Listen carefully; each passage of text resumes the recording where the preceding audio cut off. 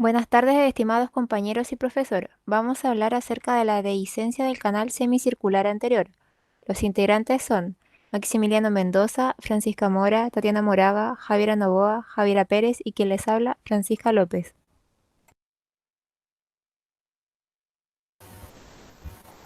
Adentrándonos un poco en la historia de este síndrome, los primeros experimentos fueron realizados por Tulio y posteriormente por Huizinga y Euren, los cuales demostraron que la fenestración de canales semicirculares en palomas provocaba movimientos oculares y cefálicos evocados por sonido en el mismo plano del canal. Y en 1998, Minors y colaboradores fueron los primeros en hablar de este síndrome propiamente tal. La dehiscencia del canal semicircular anterior o superior, o también conocido como síndrome de la tercera ventana, es una alteración del oído interno que se caracteriza por la ausencia parcial de la cobertura ósea del canal semicircular superior, lo que da como resultado la presencia de 3 ventanas en el oído interno. Sabemos que el oído interno tiene 2 ventanas fisiológicas, la ventana oval y la ventana redonda. Sin embargo, en este síndrome está presente esta tercera ventana no fisiológica llamada ventana dehiscente. Esta patología genera alteraciones a nivel auditivo y vestibular, lo que puede repercutir de forma negativa en las esferas biopsicosociales de la persona que lo padece. En cuanto a la epidemiología, esta patología puede manifestarse de forma unilateral o bilateral, pero es más frecuente que se manifieste de forma unilateral.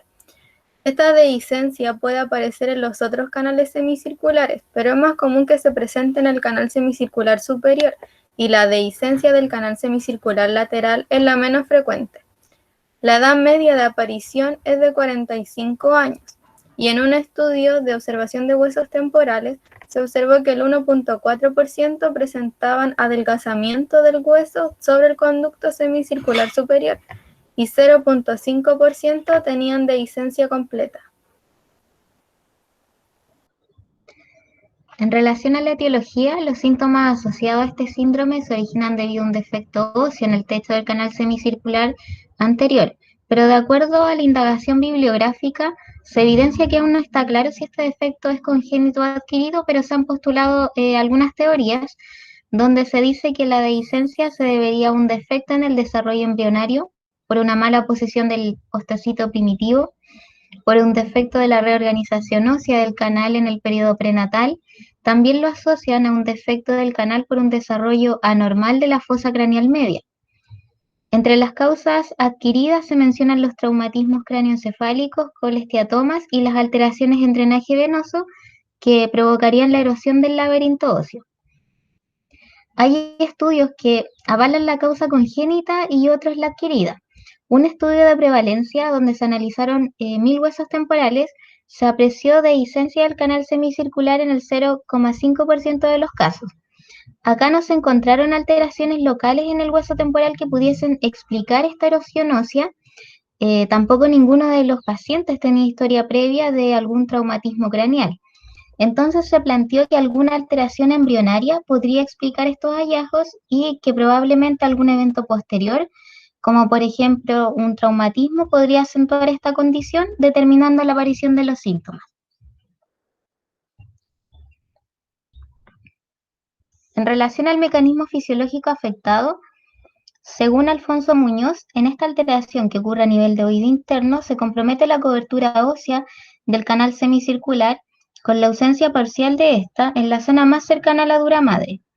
Esta dehiscencia daría paso a la formación de lo que se cree una tercera ventana móvil, como lo es la oval o la redonda, lo que causaría que a través de ella pueda pasar el sonido y la presión que se genera cuando nosotros tosemos, estornudamos, hacemos algún esfuerzo o cuando realizamos la maniobra de Valsalva. ¿Qué ocurre en un oído sin esta patología?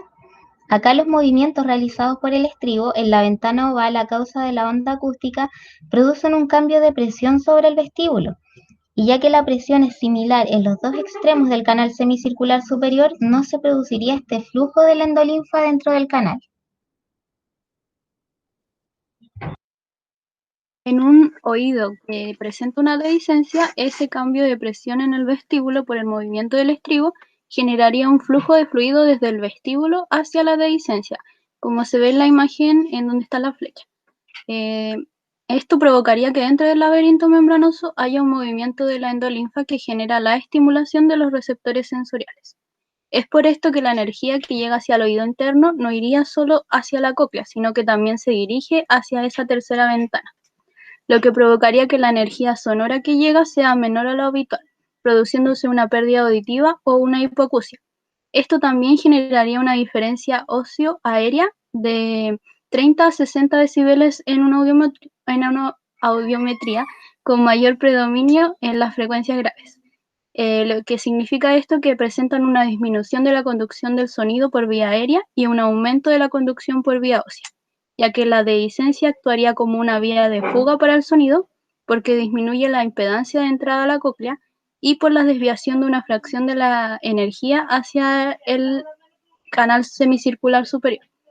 El efecto sobre la conducción ósea del sonido radica en que la vibración del cráneo produce oscilación y rarefacción del laberinto óseo, provocando la movilización de la endolinfa dentro del laberinto membranoso del canal semicircular superior, que al ser dehiscente daría mayor margen de movimiento a los líquidos dentro del laberinto, lo que facilita una mayor respuesta de la cóclea a estas ondas vibratorias. Y eso es lo que produce en los pacientes una sensibilidad aumentada de los sonidos. Además, esta energía que se transmite hacia el laberinto membranoso va a estimular los receptores sensoriales vestibulares y lo que produce el origen del vértigo, de los mareos y de los nistagmos.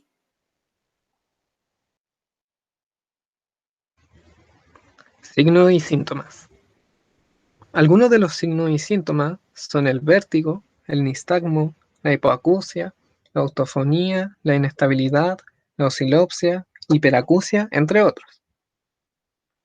Los primeros signos y síntomas descritos fueron el fenómeno de Tulio y el signo de Henneberg.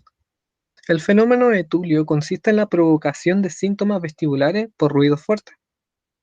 El signo de Henneberg consiste en la provocación de síntomas vestibulares por presión en el conducto auditivo externo. Existe una amplia variabilidad de signos y síntomas, y se cree que tiene una directa relación con el tamaño de la dehiscencia.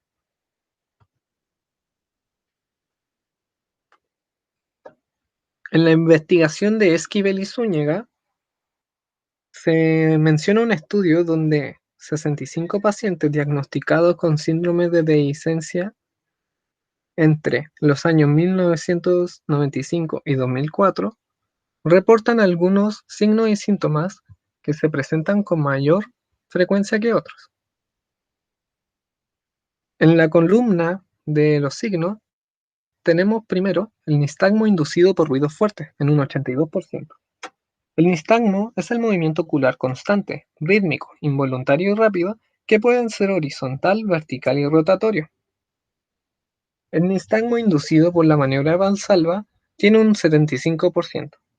Recordemos que la maniobra de Valsalva consiste en una expiración forzada contra la glotis. El nistagmo inducido por presión en el CAE tiene un 45%. Los movimientos de cabeza inducidos por ruidos fuertes tienen un 20%. En la columna de síntomas tenemos por primero el vértigo inducido por ruidos fuertes en un 90%. Recordemos que el vértigo es la sensación de movimiento generalmente de carácter rotatorio del ambiente, lo que se le denomina como fenómeno de Tulio. El vértigo inducido por cambios de presión tiene un 73%. Los cambios de presión se pueden dar por sucesos cotidianos como estornudar, toser, levantar objetos pesados, inflar globos y la maniobra de Valsalva. La autofonía tiene un 60% y es la sensación de escucharse a sí mismo como si se estuviese un tarro en la cabeza. Ya es conocido como un síntoma clásico de patología de trompa de Eustaquio. La hiperacusia tiene un 52% y es la disminución de la tolerancia de los sonidos habituales y naturales del ambiente. No confundir con el fenómeno de reclutamiento que se da por un acortamiento del rango dinámico. La hiperacusia está asociada en un 90% a migraña, sin embargo, se puede dar por este síndrome. Finalmente tenemos el desequilibrio crónico y oscilopsia, disculpen, en un 36%. La oscilopsia es descrita como una ilusión óptica o sensación visual de que los objetos están en movimiento o que oscilan. Cabe destacar que en los primeros, ya sea por signo y síntoma, se describe en el estudio que se obtienen por sonido entre 90 y 110 decibeles en frecuencia entre 250 Hz a 2000 Hz.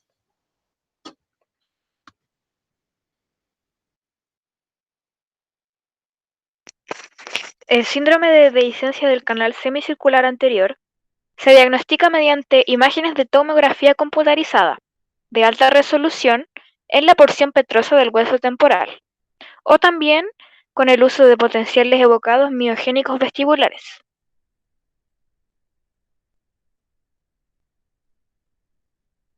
El tratamiento inicial de esta patología debe ser conservador. ¿A qué me refiero con esto? A que debe llevarse a cabo la utilización de terapias clásicas de eficacia conocida, evitando tratamientos agresivos como cirugía si es que fuera posible. En este caso, el tratamiento conservador sería evitar por parte del paciente las acciones que provoquen los síntomas y signos como vértigo y todos los nombrados anteriormente. Si esta conducta no es suficiente y los síntomas son incapacitantes para la vida del paciente, se le podrá plantear una intervención quirúrgica, la cual obviamente no realizamos nosotros, sino un profesional capacitado, pero de igual forma pasamos a explicarla. Esta cirugía consistirá en el cierre de la comunicación entre el canal y el suelo de la fosa media, observándose una mejoría de la sintomatología vestibular. Una vez identificada la dehiscencia, esta es sellada con cera de hueso o un injerto óseo, pudiéndose añadir fascia de músculo temporal. Otras alternativas, como goma de fibrina, injerto óseo y cemento de hidroxiapatita, han sido utilizados también en la reparación del defecto. Existe un enfoque innovador descrito inicialmente por Silverstein, quien sugirió que amortiguar la sensibilidad del oído interno mediante el refuerzo de la ventana oval y redonda con fascia podría aliviar los síntomas en algunos pacientes, reduciendo las complicaciones de cirugías más invasivas por vía transcraneal. Se estudiaron 22 pacientes de 4 centros que optaron por el abordaje mínimamente invasivo mediante el refuerzo de la ventana oval y o redonda. Y el análisis reveló una mejoría estadísticamente significativa en casi todos los síntomas, a excepción de la pérdida auditiva. Tratamiento fonoaudiológico. ¿Dónde tenemos que actuar nosotros? En la eliminación o disminución de mareos, además de estabilizar el control postural y el equilibrio. Todo esto es posible a través de la rehabilitación vestibular, la cual hacemos nosotros. Además hay que tener cuidado y atención en el caso de que nos deriven un paciente con estos síntomas. Hay que hacer las pruebas correspondientes y derivar a los profesionales capacitados, así como la importancia del examen para la confirmación del diagnóstico.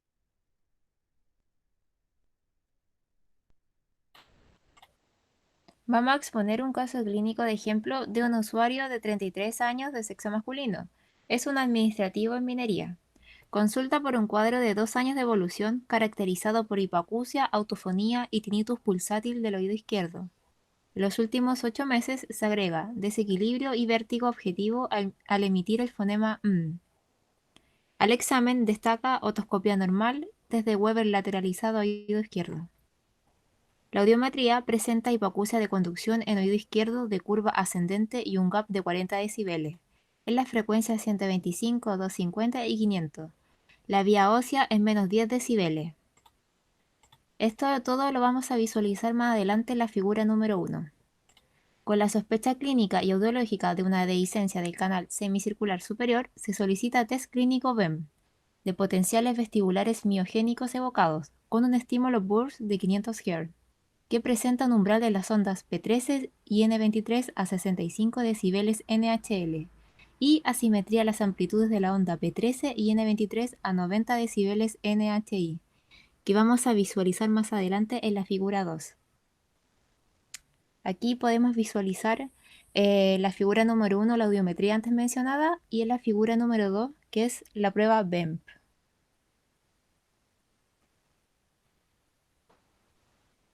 Como conclusión, nos queda decir que, dentro de lo expuesto a lo largo de nuestra presentación, podemos decir que a pesar de no tener una etiología clara respecto a si es adquirida o congénita, de igual modo podemos enfocarnos en los primeros signos y síntomas de alerta, tales como vértigo, mareos, hipoacusia, sensación de oírse a sí mismo, sensación de que los objetos se mueven, movimiento involuntario de los ojos y otros, para así poder tener un tratamiento oportuno y no agresivo de lo ideal, basado en evitar las acciones que provoquen los síntomas y no llegar a la cirugía. También se crea un papel importante para nuestra área y es la de rehabilitación vestibular, la cual busca disminuir o eliminar mareos y estabilizar el control postural y de equilibrio, para así poder obtener una rehabilitación integral y un pronóstico favorable dentro de todas las esferas psicosociales. Aquí están los links de interés y la bibliografía en formato APA. Muchas gracias por su atención.